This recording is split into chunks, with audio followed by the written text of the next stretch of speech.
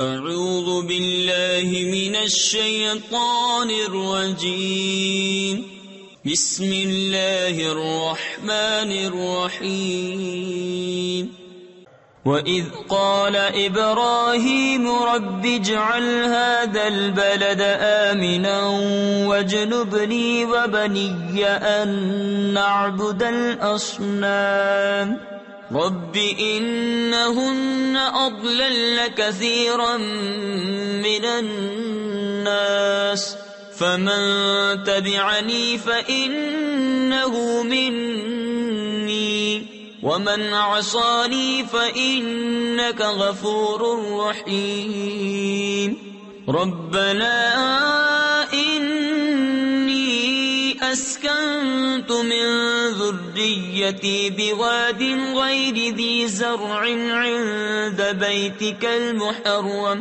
رَبَّنَا لِيُقِيمُوا الصَّلَاةَ فَاجْعَلْ أَفْئِدَةً مِّنَ النَّاسِ تَهْوِي إِلَيْهِمْ وَارْزُقْهُم مِّنَ الثَّمَرَاتِ لَعَلَّهُمْ يَشْكُرُونَ۔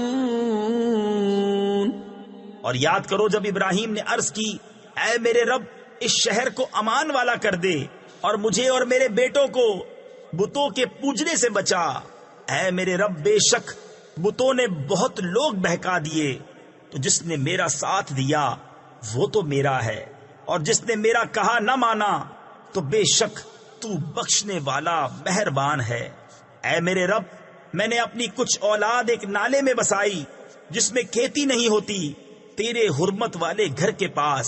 تفسیر خزائن العرفان میں ہے یعنی اس وادی میں جہاں اب مکہ مکرمہ ہے، اور اولاد سے مراد حضرت اسماعیل علیہ السلام ہیں۔ اے ہمارے رب اس لیے کہ وہ نماز قائم رکھیں تو تو لوگوں کے کچھ دل ان کی طرف مائل کر دے اور انہیں کچھ پھل کھانے کو دے، شاید وہ احسان مانے۔